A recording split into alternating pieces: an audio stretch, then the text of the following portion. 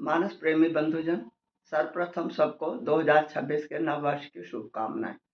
आज जो मेरी चौपाई है वह अयोध्या कांड के दोहा नंबर 171 की है, जिसमें तुलसीदास जी ने उस समय के वर्णाश्रम व्यवस्था का भी उल्लेख किया है कि किसकी क्या कर्तव्य होते हैं।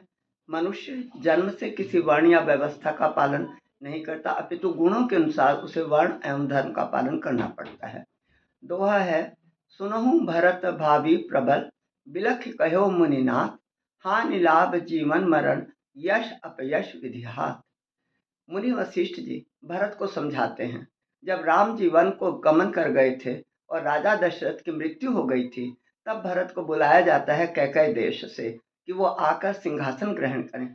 परंतु भरत को जब पूरी परिस्थितियों का पता लगता है तो वह सिंहासन ग्रहण करने की बिल्कुल भी इच्छुक नहीं होते और विषाद में डूब जाते हैं।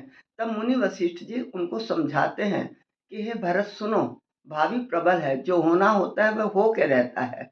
और इस प्रकार से मुनि वशिष्ठ जी ने ये भी बताया कि हानि लाभ जीवन मृत्यु यश और या यश ये मनुष्य के हाथ में नहीं होते। विधाता जिसकी किस्मत में लिख देता है उसको यश मिलता है, जिसकी किस्मत में लिख देता है उसको अपयश मिलता है। इस पर मनुष्य का वश नहीं है।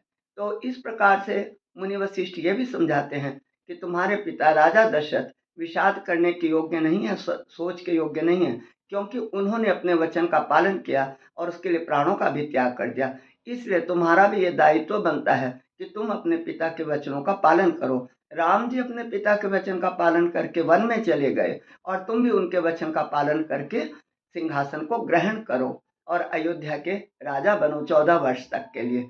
इस प्रकार से वो कई उदाहरण देते हैं कि जो पुत्र पिता की आज्ञा का उचित या अनुचित का विचार के बिना पालन करता है वह हमेशा यश का भागी होता है। उदाहरण देते हैं, जैसे परशुराम जी ने अपने पिता की आज्ञा का पालन किया और अपनी माँ को मार डाला।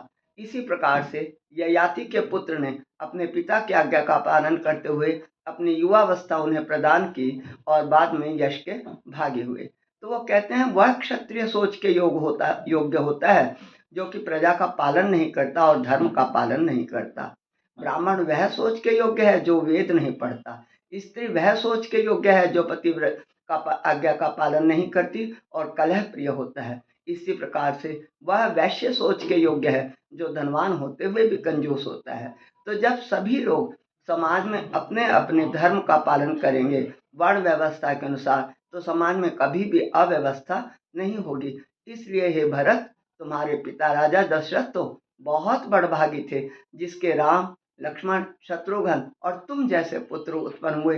इसलिए तुम्हें शोक नहीं करना चाहिए और इस सिंहासन को ग्रहण करना चाहिए। इस प्रकार मुनि वशिष्ठ के इन शब्दों ने राजा भरत के अग्नि के समान तप्त होते हुए हृदय पर शीतल वाणी जो कि चंदन के समान थी उनका लेप किया और भरत के हृदय को सांत्वना मिली। जय श्री राम।